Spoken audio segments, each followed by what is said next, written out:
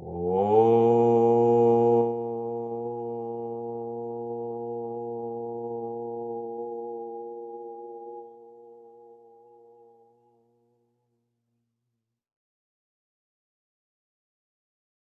Sahana bhavatu, sahano bhunaktu, sah viryam karavavahai, tejasvinavaditamastu ma vidvishavahai. Om Shanti Shanti Shanti. Harihi Om Shri Gurubhyo Namaha. Harihi Om.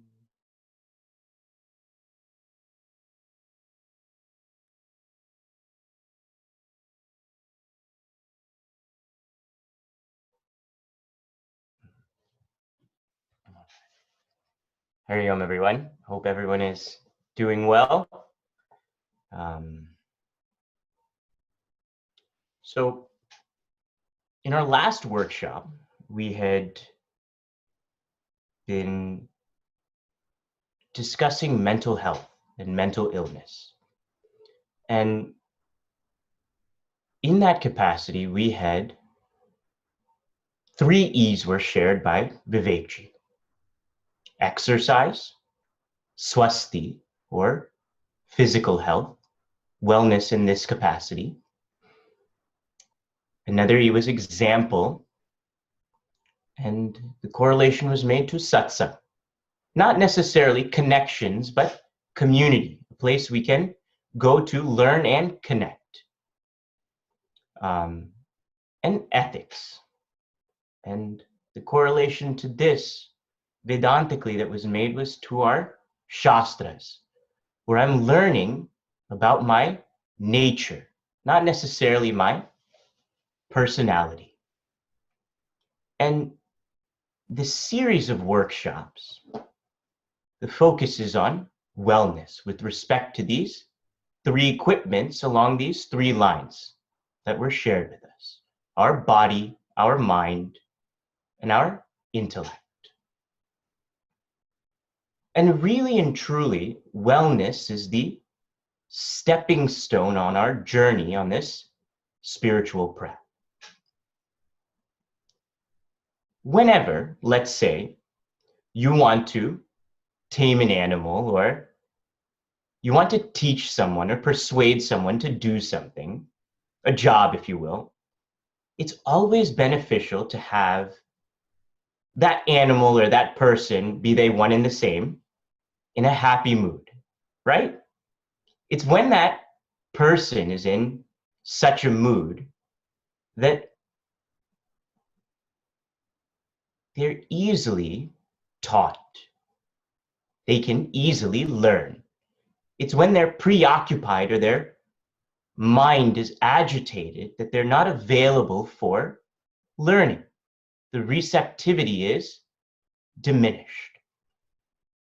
Let's say you're walking down the street and you see a stranger with their shoes untied. You run up, and as they're lifting their foot, you step right on their laces. They trip, they fall, their lip is bleeding, their elbows are scratched up.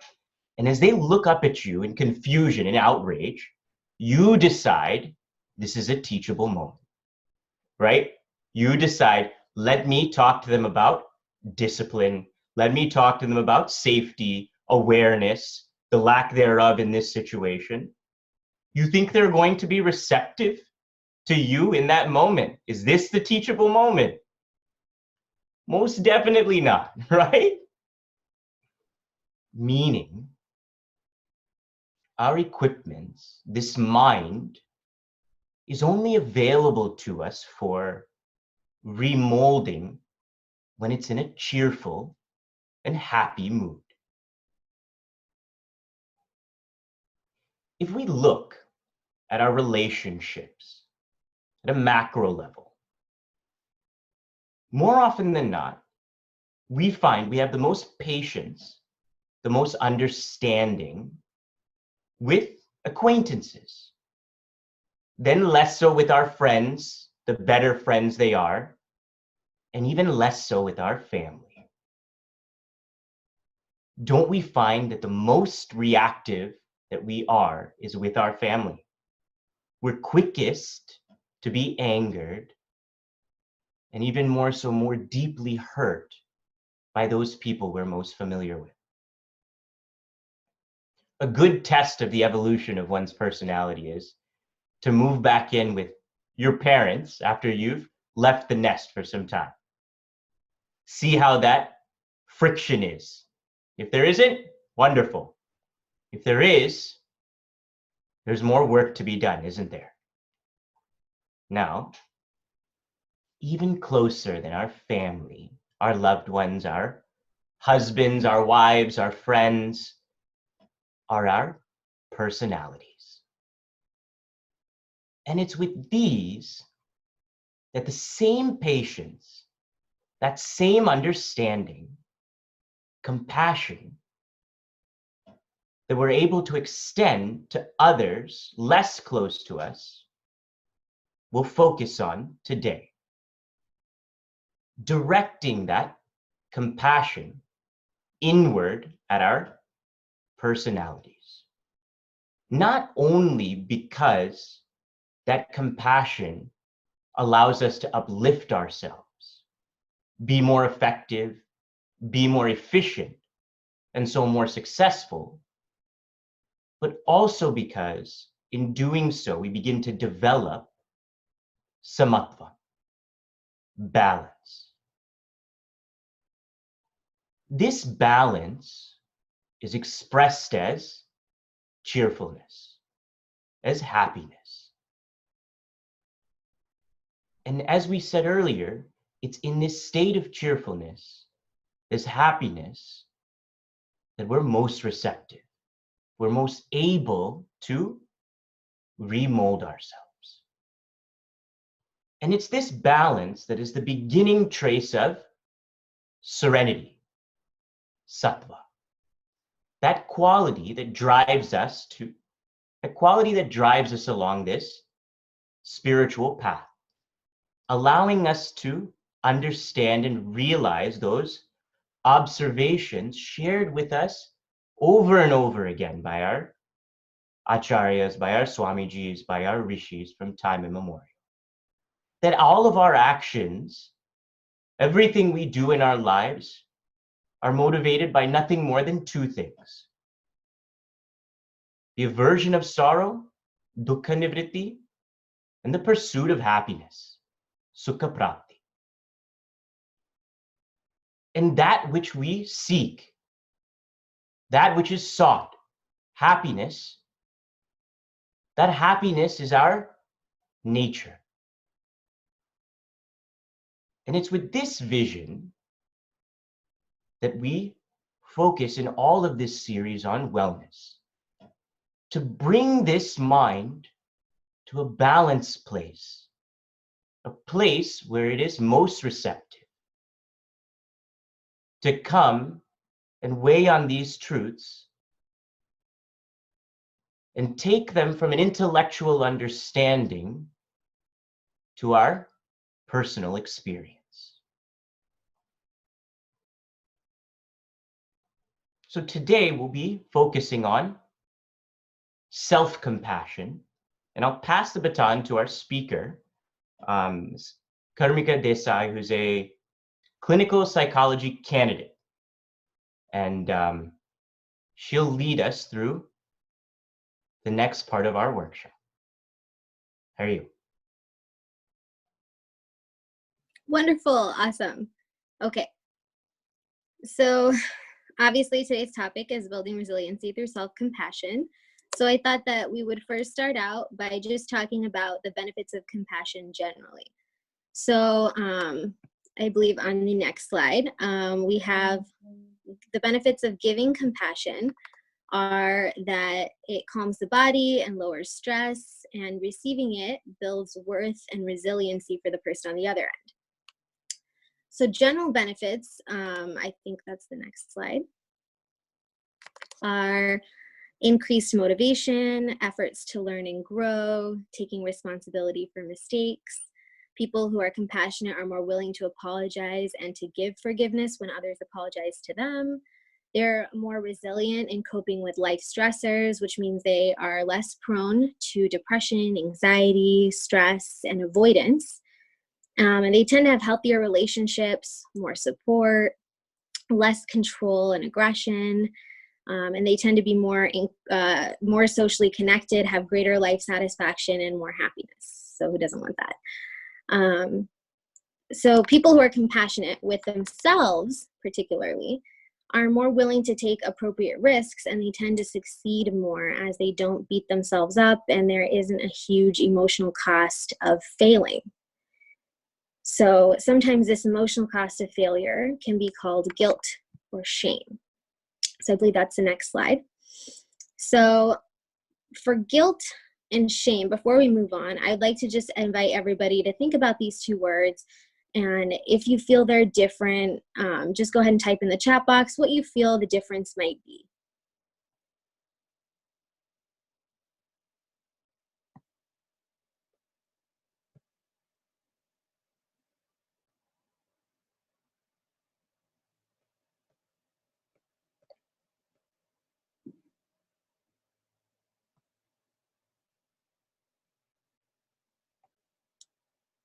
Okay.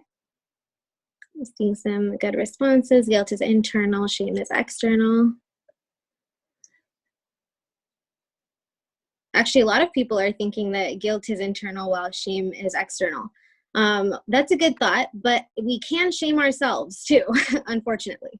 So in mental health, we do consider these two terms to refer to different concepts. So guilt is seen as a sense of remorse, coupled usually with a desire to make amends. For example, this might be when you hurt a friend's feelings and that little conscience you have in your head makes you feel badly and motivates you to then apologize and try to mend that relationship. Shame, however, is referring to a negative evaluation of one's worth as a whole person.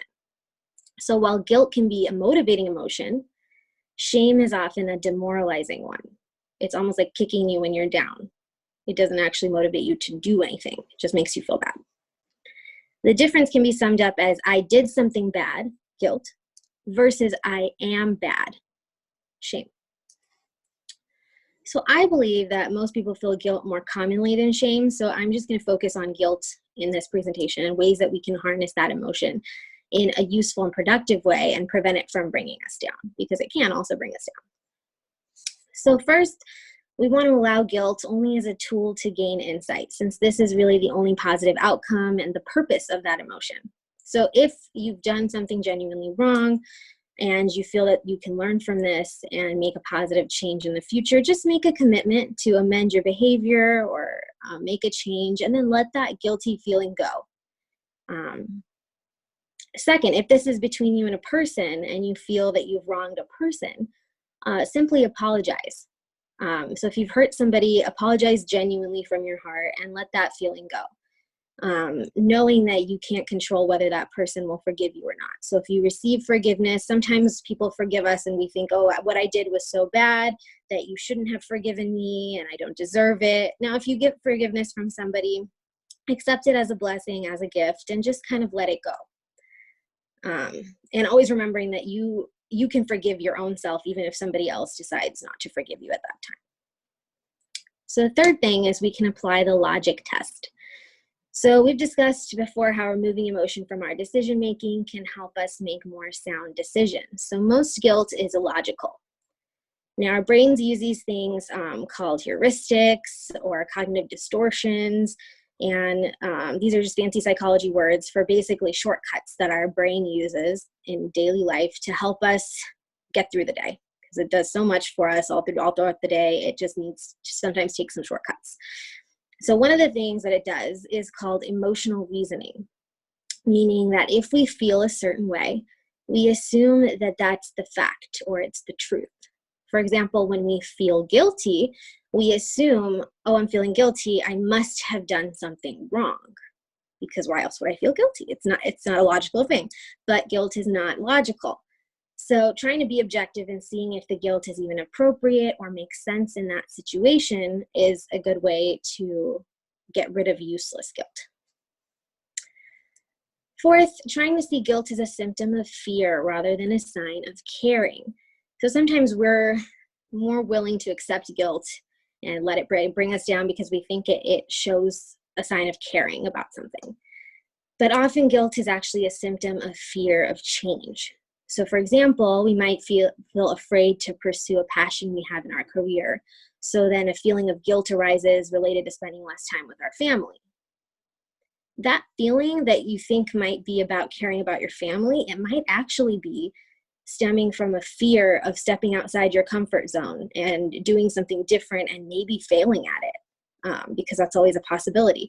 So that feeling of guilt might be a symptom of fear. And in that way, guilt will help us to put off or procrastinate things that we really do want to do but are afraid of doing. Now, the last thing, I think that's the next slide, is to be compassionate with yourself. So guilt cannot exist where there is compassion because compassion is inherently understanding and non-judgmental. So that brings us to talking about self-compassion. So self-compassion gets really confused with many other concepts that are closely related but very different. So we're going to kind of go through and parse out what self-compassion is and really also more importantly what it is not. And that way we can have a really clear understanding of what we're trying to accomplish. So first, we're going to talk about self-compassion as it relates to self-pity. So sometimes people are afraid to engage in self-compassion because they're afraid they will end up wallowing in self-pity. There's a bunch of distinct components, though, that are required for self-compassion to be different than self-pity. So on our next slide, we're going to discuss how self-compassion is different. So first, you have to be mindful to have self-compassion. You need to be able to sit at a comfortable distance from your pain. So there needs to be an ability to turn towards the suffering without having that recoil, avoiding it, or turning away from it. So if you're lost and wallowing in your pain, you can't step outside of it to give compassion. You will drown inside of it. But if you're too far away from it, you cannot acknowledge it or connect with it in a meaningful way. So suffering is said to be pain plus resistance to the pain. So if we're able to acknowledge that there is pain and we're not resisting it, but we're also not going too much into it where it's surrounding us and we can't step out to give ourselves compassion. So second, you need to have kindness and understanding and be supportive as opposed to harsh or judgmental. So I think many of us have a tendency to approach our failures or weaknesses with harshness, judging ourselves globally as a failure or as bad, which we just talked about with shame, and that, as we said, is unhelpful. So third, there needs to be a recognition of common humanity. So it has been said that pity and compassion are near enemies, similar on the surface, but diametrically opposed. Pity is not healthy, but compassion is very beneficial. So there needs to be a recognition that all of us are imperfect and just lead imperfect lives. Because when we're going through some tough emotions, most of us feel, this really shouldn't be happening to me. But when we have that realization that being human in this life means that things can just go wrong at any time, basically, case in point tonight with the technology, it just means that we can connect with everybody else, and it separates us from pity, because pity is an isolating and essentially egocentric emotion. When you're caught up in pity, you feel that your suffering is the only one that's happening. You feel like you're the only person who's suffering in the world when you're in the midst of pity. Self-compassion allows us to take that mental space and put our suffering in greater perspective. We can say to ourselves, yes, it is very difficult what I'm going through right now, but there's a lot of others experiencing greater suffering. And so maybe this isn't worth getting quite so upset about.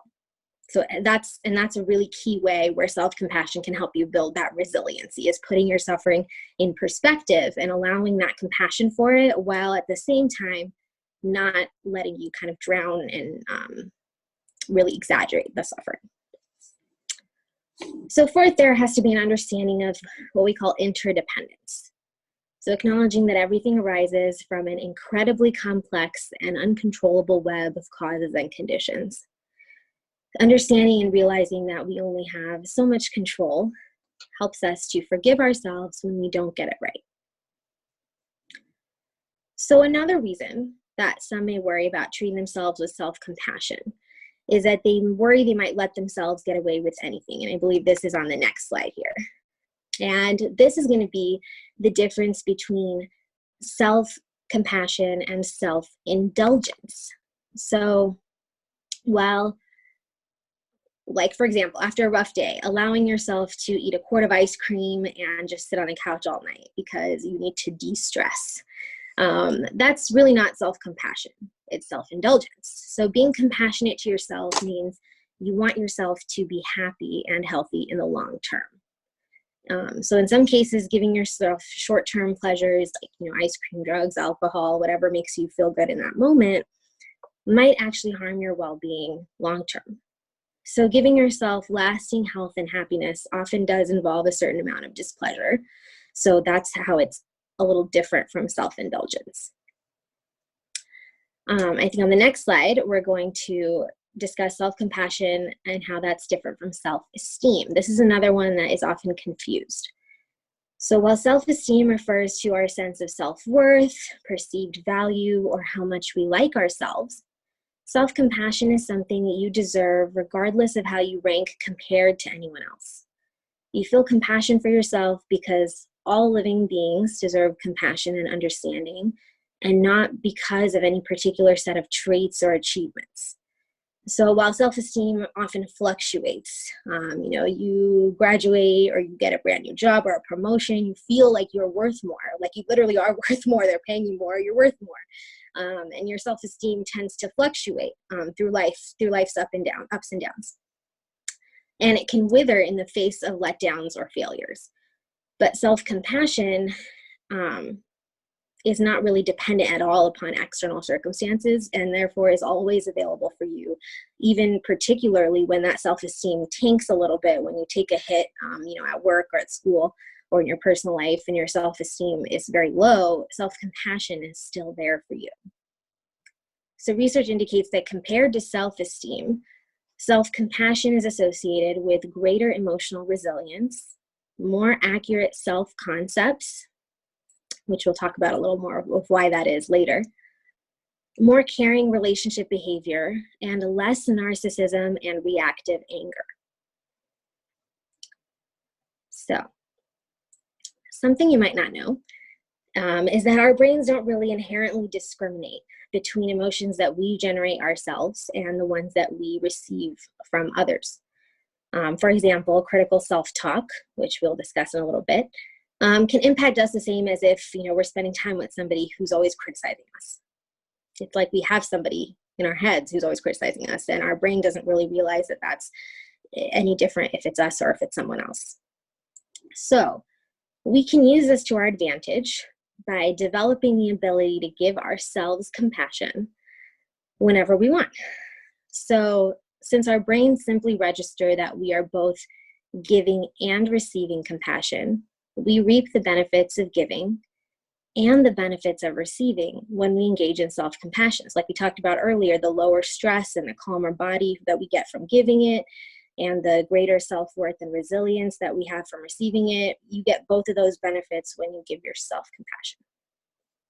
And this just takes a little bit of practice. So since this is a workshop, we're going to try a short interactive exercise that you can do regularly at home to really increase your capacity for self-compassion. So everyone just get comfortable where you are. Hopefully you're already comfortable. Close your eyes and take a nice deep breath just to clear your mind. Now call to mind what it feels like to be with someone who cares about you. This can be someone from your past or your present, a close friend, or even a casual contact. Continue to think about how it feels to be with this person who likes you, who appreciates you, and who cares for you. Sit with this feeling.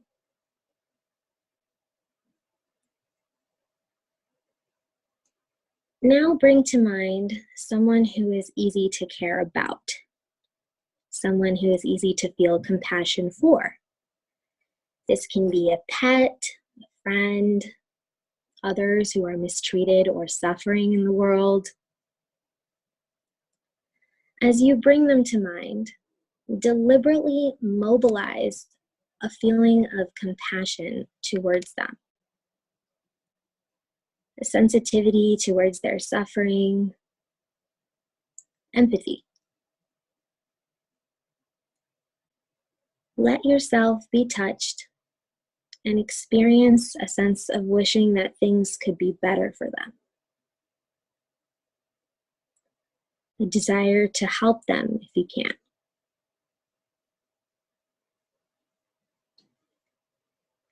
Call on your natural inclination to lean towards those who are in pain. And as you do this, check in with how it feels in your heart and your body to fully feel this compassion. There might be different sensations going on in different parts of your body. Just note how these feel different from how you feel in your daily life.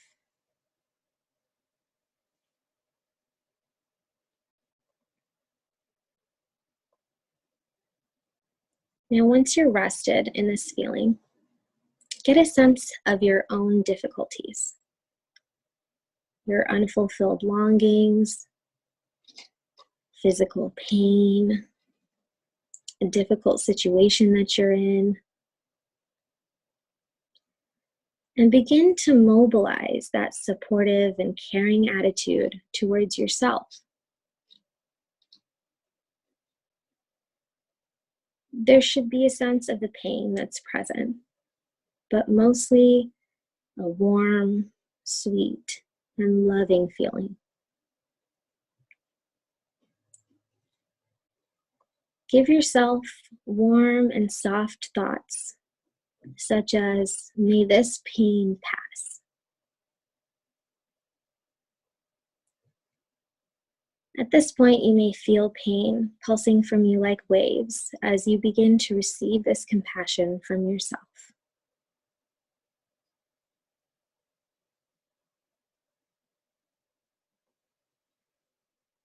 When you're ready, open your eyes and take a moment to sit with this feeling and appreciate your own capacity to give and receive compassion.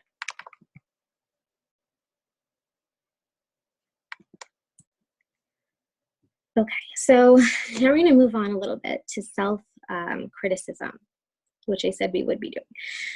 So something I think a lot of people do is engage in critical self-talk.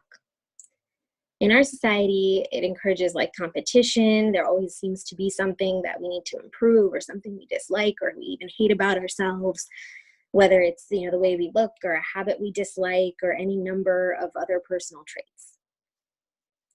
So the self-talk we use is usually automatic, and it can mirror what we've heard others, maybe parents in our childhood or teachers or peers, criticize about us. So people tend to think they can shame themselves into changing things about themselves that they don't like. And this approach often backfires if you can't face difficult truths about yourself because you're so afraid of hating yourself if you do. It's kind of a lose-lose situation. Then the weaknesses might remain unacknowledged in an unconscious attempt to avoid self-censure. However, the intrinsic care that compassion has is a really powerful motivation for growth and change, and it provides the safety needed to look closely and honestly at oneself. So I think we can move to the next slide. Yeah, perfect. Oh, actually, go back, sorry. Thank you. So I like to conceptualize this as the difference between the critic and the consultant. So imagine you have a restaurant and you know that a critic is going to come in to dine tonight. You're going to make sure he gets seated at the nicest table. He's served the best food, the most beautiful presentations. He's not going to hear any of the arguments going on among the staff in the kitchen, or hear about the struggle that you always have to fill your tables on Wednesday nights. You know he's there to judge you. So you only show him the very best that you have. Now imagine that you have a consultant coming in. You're going to share your worries and your concerns with your consultant. You're going to give her the tour of the back kitchen area. You're going to tell her what problems you have with different staff members, because you trust that she's not going to shame you for having problems and that she's invested in helping you solve those problems. So many of us behave towards ourselves as critics when we would actually be more productive and kinder if we tried to be consultants instead. So now we're going to try another shorter exercise where we're going to try approaching that thing that we talked about, that thing that you don't like about yourself, the habit, the personal trait, the whatever it is that you're always on your case about. We're going to try changing the approach. So changing that way you approach that thing and trying to turn from a critic to a consultant. So first, think about the ways that you personally use self-criticism as a motivator.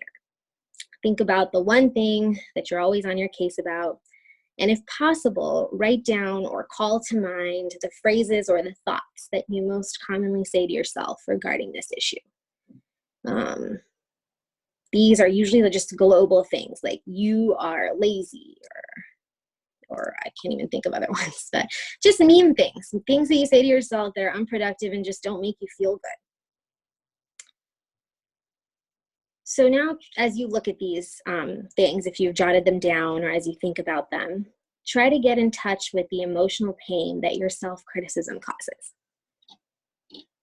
Because it's painful to be told that repeatedly. So give yourself a little compassion as a response to feeling so judged. Next, see if you can think of a kinder, more caring way to motivate yourself to make a change if you really feel that a change is needed. Sometimes a change is not needed. Sometimes a change in thoughts is needed. But if a real change in behavior is needed, try to think of a kinder, more caring way. What language would a wise and nurturing friend, a parent, a teacher, or a mentor use to gently point out how your behavior is unproductive while simultaneously encouraging you to do something different? So, what is the most supportive message you can think of that's in line with your underlying wish to be healthy and happy? You don't have to share this. You can just write it down or note it in your head. And now that you've formulated this supportive message, every time you catch yourself being judgmental and being the critic with yourself about your unwanted trait in the future, try to first notice the pain of your own self-judgment and give yourself some compassion for that feeling of being judged. Because that's like having the critic at your restaurant all the time. He's there breakfast, lunch, and dinner 24/7 every single day. That's hard. It's really hard to go through. And remember that if you really want to motivate yourself, love is more powerful than fear. So try to reframe that inner dialogue so it's more supportive and more encouraging. Now on our last slide, I just want to make a quick note before we finish off this portion of the evening. A note about practicing self-compassion. So some people find that when they first start to practice self-compassion, their pain actually, they report increases in pain at first. So this phenomenon is called backdraft. It's a firefighting term that describes what happens when a door in a burning house is opened. Oxygen goes in and flames rush out. So a similar process can occur when we open the door of our hearts. Love goes in and compassion goes in and pain comes out. So there are some phrases that describe this phenomenon, such as when we give ourselves unconditional love, we discover the conditions under which we were unloved. So with the resources of self-compassion and mindfulness, our pain can definitely heal, but you may feel, if this is something new to you, you may feel overwhelmed in the beginning, and it may be a little too much. So if you do tend to feel overwhelmed by difficult emotions, the most self-compassionate response may actually be to pull back temporarily. And this is different than avoidance because you're doing this intentionally. You're doing this because you're being mindful that you're getting sucked too far into the pain and you cannot tolerate it. So the most self-compassionate response might be to actually pull back temporarily, focusing on your breath, the sensation of the soles of your feet on the ground, trying to ground yourself back with your senses, or engage in ordinary behavioral acts of self-care, such as having a cup of tea, cuddling your cat, going for a run, smelling a good scented candle, whatever it is. By doing so, you're going to reinforce that habit of self-compassion, basically giving yourself what you need to go through that difficult emotion. So that concludes what I have for today on building resiliency through self-compassion. So I think we're going to go back to Sumanji, if I am correct. Thank you so much, Kermeka, for sharing all of that with us. In listening to what's been shared, and really what's shared with us so often in satsang and in Vedanta, is really the deconstruction of this inner environment and beginning to navigate that territory, which many of us are doing, which all of us are engaged in clearly as we're here together, is critical to this process of what we had touched on earlier, the development of this samatvam, to realize that our true nature is unconditional, independent joy. And it's absolutely necessary that we remind ourselves through these opportunities, through these satsangs, because it's only when we know the what and the why of anything can we begin to approach that thing and change. It's just like if someone is drowning and I myself do not know how to swim and I rush in to save them, two people will drown, isn't it? And today, just like we came to understand compassion, and more importantly, how we can have a tendency to judge ourselves and propel this process cyclically of guilt, shame, almost as if it's a affirmation of correcting what may have been done wrong in some instances. We can see that Vedanta shares this deconstruction so readily in so many ways. For example, in chapter 2 of Gita, we see the ladder of fall. And we see that this inner environment is broken down from its essence in saying that this mind is nothing more than thoughts. And we see when we begin on this ladder in chapter 2 that the first rung of this ladder, this descent, begins with thought, consistent thinking of a thing. And what this consistent thinking of a thing begins to do is develop into a desire. This consistent thinking leads to attachment to desire. Forgive me. This is the route of this ladder. So consistent thinking leads to attachment to these thoughts, this notion of happiness, lends to the desire to fulfill and become full, achieve this happiness. Desire lends itself to action. And an action fulfilled is a fleeting moment of happiness. An action obstructed in this attempt for happiness turns into anger or sadness and devolves into delusion, loss of memory. And it's at this point our ability to think rationally has been compromised. Intellectually, this is all good. But how do I bring this ladder of fall into my life? How do I bring these notions of compassion, these tools that were just given to us, into our real lives, right? We always find people asking, typically ourselves, give me some practical tips on Vedanta. This is what is most practical. Say, for instance, I took this ladder of fall and I inserted into the notion of fasting. I'm going throughout my day. I made a decision the night before that I will fast tomorrow. Done. Wake up, I begin my day, I'm immersed. I'm working, I'm busy. The notion of food doesn't even enter my mind. There's no resistance. I continue throughout my day. I'm on my journey home. The first pang of hunger sets in.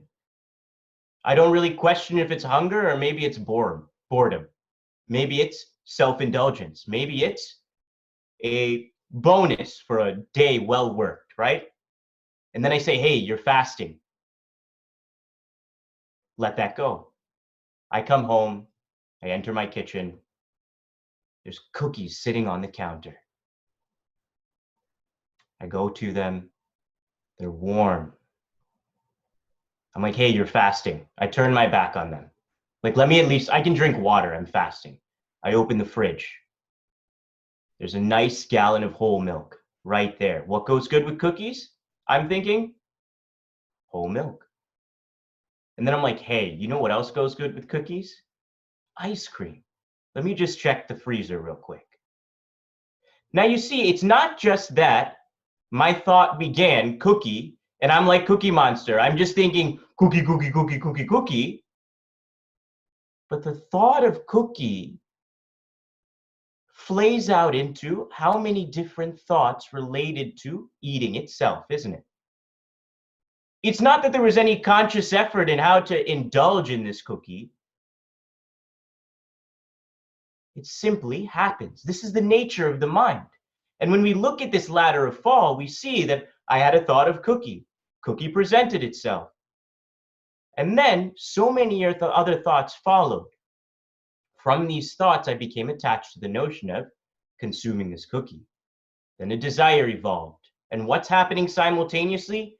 It's becoming harder and harder to remember that conviction that I had decided to fast, isn't it? And then all of a sudden, I open the freezer, I see the ice cream. It's my favorite flavor. I walk over to the cookies, I smash that ice cream in between two of them, and out goes fasting, right? Out goes that decision to invoke something higher in myself, discipline, and integrating these equipments, that intellect, that mind, and that body to achieve this higher purpose. There is nothing more practical than what is simply shared in our Shastras, like this ladder of fall. But more often than not, we see it on a page, like we will these rungs, and leave it on that page when we walk away. It's remembering constantly that allows us to develop ourselves, right? We have all the knowledge. Really and truly, all of the knowledge that is shared with us in each of these satsangs is in essence the same, just colored differently. Our Acharya in the course would say different strokes for different folks, right? To each personality, a different presentation of the same information.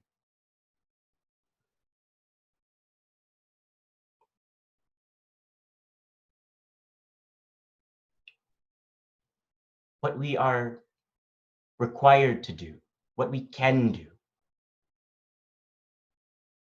What is truly unique to each of us is our ability to respond in any situation. It's not that what is outside of us can be changed or can be controlled, but what is inside of us is completely in our capacity to govern, if you will. Our ability to respond is always our choice in any situation. And just like in our workshop today, and I imagine in the workshop I wasn't present for with Madhav Bhaiya in our last session, it's really coming to understand that our ability to respond is our right. And in navigating this inner territory, it's what must truly be taken advantage of. Remembering and responding. Why? Not just because it'll help us become more effective, more efficient personalities in this external world, but more importantly, to develop that balanced mind to receive and subsequently realize that our nature is happiness. So with that, we'll close. Thank you so much, everyone, for this opportunity to share, and thank you so much, Kermeka, for sharing so much.